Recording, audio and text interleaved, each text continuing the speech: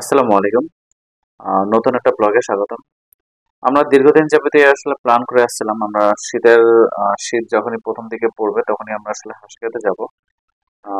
পূর্বাচলে ৩০০ ফিটের এখানে। তো আসলে অনেকদিন যাবতীয় সবাইকে বলতেছিলাম যে আসলে সবাই আসলে ওভাবে টাইম ম্যানেজ করতে পারতেছিল না।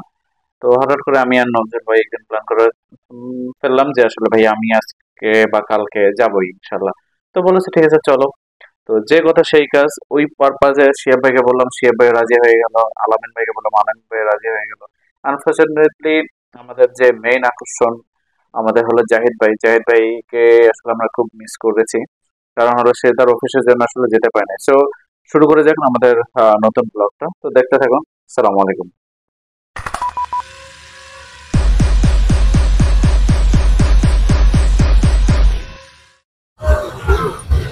সালাম আলাইকুম। আমরা চলে আসলাম রাতের আড্ডা রেস্টুরেন্টে। এখানে আমরা হাঁস খাওয়ার জন্য চলে আসলাম।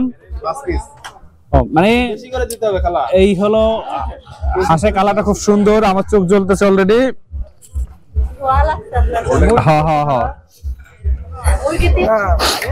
আমার ব্লগে আমার প্রিয় ভাই মাকসুদুর ভাই, অনেকদিন পরে একসাথে না ভাই। আজকে ফার্স্ট টাইম হাঁস খাবো। হ্যাঁ, তো এই যে বিল সব ওর সব হ্যাঁ, এক মাস ধরে বলতেছে আমি কথা দিচ্ছি ভাই, আমি কথা দিচ্ছি ভাই, আমার হাতে বিল দেবো। হ্যাঁ, আমার হাতে বিল দেবো। পকেট থেকেও যাবে, শুধু হাতে কেন? হ্যাঁ, আমি আমার পকেট থেকে বের করবো ইনশাল্লাহ, আমি দিব, পকেট থেকে দিব। ভাই আসলে শীতে জমে গেছে। সে আসলে এখন হাতটাকে একটু নরমাল করে নিচ্ছে তাওয়া দিয়ে। সেকেন্ড নিচ্ছে। আমরা একটু এখন ভালো করে দেখি হাঁসের। হ্যাঁ, কালারটা কিন্তু খুবই জোস। এই যে রসুনের এটা, এর ভিতরে কি? ওর ভিতরে নাই, এটা বিফ ছিল নাকি? এটা হলো মুরগি। হ্যাঁ, এইখানে এসে এর আগে একদিন খেয়েছিলাম। আচ্ছা আপু, এখানে কি কি আছে? চাপটি আর আচ্ছা, রুমালি রুটি কত করে? আর চাপটি আর চিতই 20 টাকা। আচ্ছা যাই, আমরা দাম দেখে নিলাম। আর হাঁসের মাংস কয় পিস থাকে আপনার এখানে? 5 পিস না? ওকে। আর কত করে হাঁসের মাংস এখন? 250 টাকা প্লেট। ভাই এটা কিন্তু ঠিক না, যে প্রকৃতির বাতাসের সাথে আমরা তো গৌরব ঠান্ডা লাগছে। উপর দিয়ে আগুন শেখলাম, ভিতরে আগুন দরকার আছে, ইনসাইডের আগুন, ভিতরের আগুন দরকার। এই আগুনটা তো অবশেষে আমরা আসলে সেই চাপটি করে চলে আসলাম আমাদের দীর্ঘদিনের অবসানের পরে। অ্যাকচুয়ালি আমরা অনেকদিনই আসলে প্ল্যান করছি যে আমরা আসলে হাঁস খেতে আসবো, কিন্তু আনফরচুনেটলি কোনোদিনই প্ল্যান সফল হয় নাই।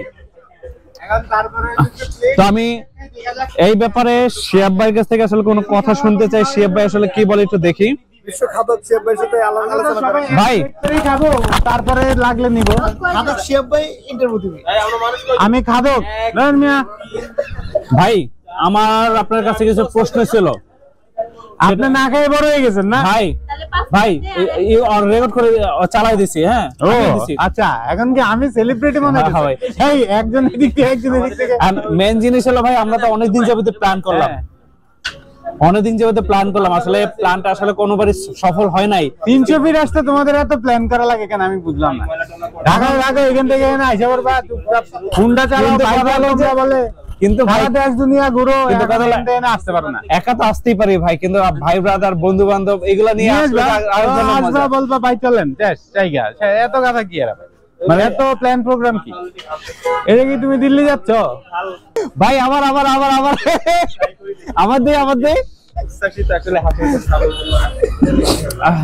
ওকে, এখানে আমাদের আর এক নতুন ইউটিউব ব্লগার আমাদের আলামিন ভাই, সে নতুন করে শুরু করছে। এক্সপেরিয়েন্স গাই। সরি স্যার, আমার ভুল হয়ে গেছে। এগুলা ভুল বললে হবে না, প্লিজ ফরগিভ মি। ভালো টুকরা দিয়েন।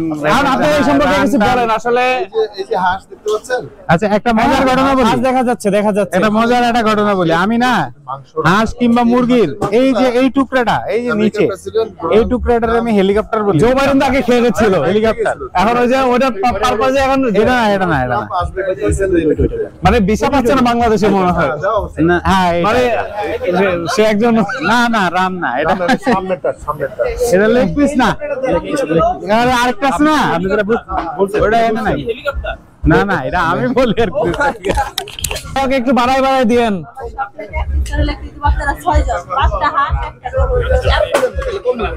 না এমনি দিবে সমস্যা নাই, বাড়াই দিবে, নাহলে প্রথমবার আছে শেষবার না কিন্তু, আমরা কিন্তু প্রথমবার আছে শেষবার না কিন্তু। হ্যাঁ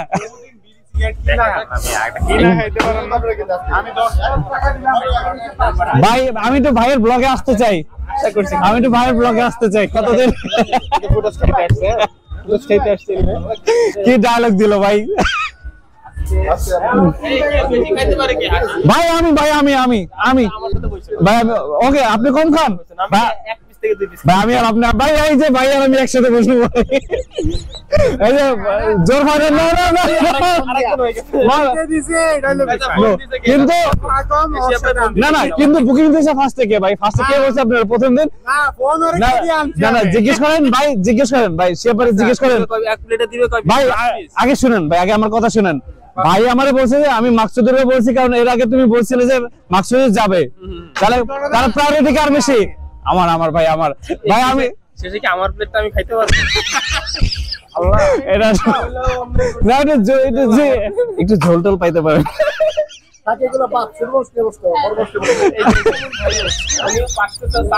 যদি বড় মানুষ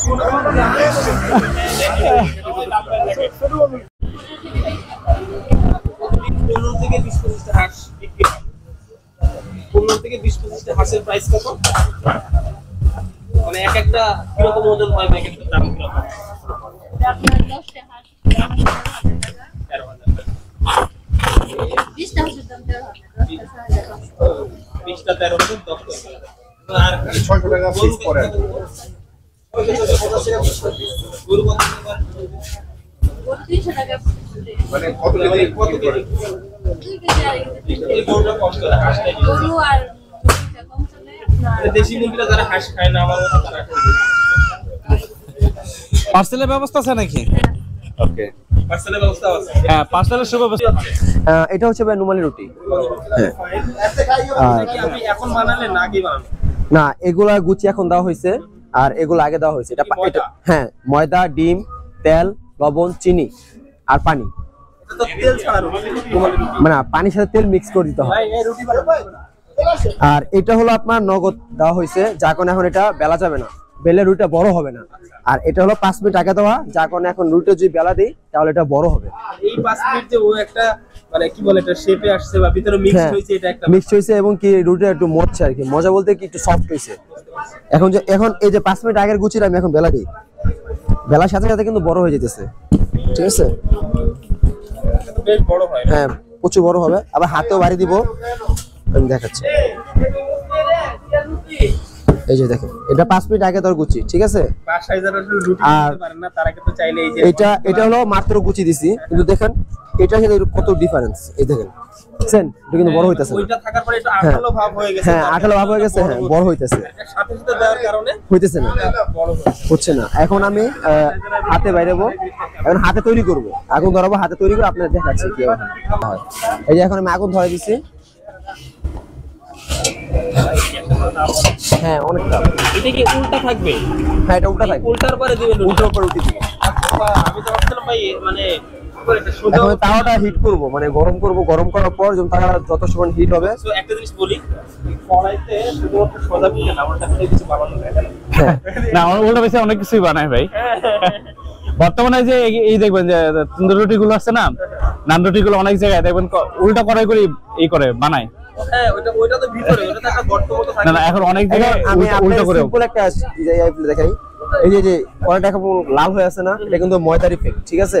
এখন যে এই যে লবণ পানি, এটাকে বলা হয় লবণ পানি, এটা যে আমি এখন দেই, এই যে ময়দাগুলো আছে এটা পড়ে যাবে, তাওয়াটা সাদা হয়ে যাবে, রুটিটা অটোমেটিক পড়ে যাবে। হ্যাঁ পড়ে যাবে, রুটিটা সুন্দর হবে এবং খাইতেও টেস্ট হবে। এটা আমি দেখাই। এই লবণটা তো ওর ভিতরে যাবে। ওয়াও, হ্যাঁ এই দেখেন, এই যে ময়লাগুলো কিন্তু পড়ে যেতেছে, যথেষ্ট ক্লিন হইতেছে, কিন্তু তাওয়াটা যতটুকু হিট হবে ততটুকু ক্লিন হবে। আগের থেকে তো রুটিটাও যায়। হ্যাঁ, কারণ রুটিতে রুটি কম, লবণ কম দেওয়া হয়। তো রুমালি রুটি বানানোর প্রসেসটা কিন্তু দারুণ, আসলে যারা ডিরেক্ট রুমালি রুটি এই দেখেন তারা কিন্তু সাদা হয়ে গেছে। ভাই ডাকতেছে এখন এই ভাই আসতেছে আসতেছে দাঁড়ান। এই যে 5 মিনিট আগে যে রুটি আমি বলছিলাম সেটা এখন বাড়ি দিব। এটা হাতে বাড়ি দিলে তো আরো বড় হয়ে যাবে। হ্যাঁ, প্রচুর বড় হয়, যতক্ষণ বাড়ি দিবেন তত বড় ছিড়বে না। না। যদি বেশি প্রেসার দেন বা হাতের এই যে আঙুল, মানে আমি আপনার দিলে কিন্তু ছিঁড়ে যাবে। এই যে রুটি কিন্তু প্রচুর বড় হয়েছে। এখন রুটিটা এখন তাওয়া হিট হয়ে গেছে, আমি তাও দিয়ে দিব। এই যে এই রুটি আসতে তো হবে। প্রচুর এটা খুব সুন্দর না? রুমালি রুটিটা হয়ে যাবে, এটা দারুণ। আর তারপরে এই যে রুটি কিন্তু হইতেছে। এটা কতক্ষণ রাখতে হয়? রুটি চিপনো না হবে, আই মিন 1-1.5 সেকেন্ড। যখন অনেক হিট থাকে তো হ্যাঁ, 1-1.5 সেকেন্ডের ভিতরে তাড়াতাড়ি হয়ে যায়। এই যে রুটি হয়ে গেছে, এই যে 1 সেকেন্ড কিন্তু হয়ে গেছে, ঠিক আছে? ফুলবে। না না এটা ফুলবে না। এই যে হয়ে গেছে কিন্তু রুটি কমপ্লিট, কিন্তু এই সাইডটা একটু কাঁচা আছে, যার কারণে আমরা উল্টে আবার একটু এক্সট্রা দিয়েছি। রুটি পুরো ফুল কমপ্লিট। প্রসেস মানে প্রসিডিউরটা খুব দারুণ কিন্তু না ভাই? এবং সফট এবং খুবই ইন্টারেস্টিং। ওকে, ধন্যবাদ ভাই। আয় হায় এটা কি শুরু হলো? এই যে এইটা হলো মানে কি বুঝলাম, এক সোজা শাসক চলে গেছে মানে এখন এরা মানে এটা খুবই অন্যায়, এটা আসলে তারা শুরু করে ফেলছে। আমার রসুন কই? বাইরেটা কই? এখন আমরা খাবো, খাওয়ার সময় কোনো ভিডিও হবে না, কারণ হলো যদি খাওয়ার সময় ভিডিও করি তাহলে আসলে ভাগে নাও পাইতে পারি। আসলে খাওয়ার সময় কোনো কথা বলতে চাচ্ছিলাম না, কিন্তু আসলে আসতে বাধ্য হলাম। হ্যাঁ, কারণ একটু পরে কারাকারি শুরু হয়ে যাবে, তো কারণ আমি জানি এদের চরিত্র সম্পর্কে আমার আইডিয়া আছে। এই জন্য আসলে ভাগ যত মানে আমার ভাগ যেন অন্য কেউ কেড়ে নিতে না পারে, এই জন্য আসলে এই সাবধান, এই যে শুরু হয়ে গেছে দেখছেন।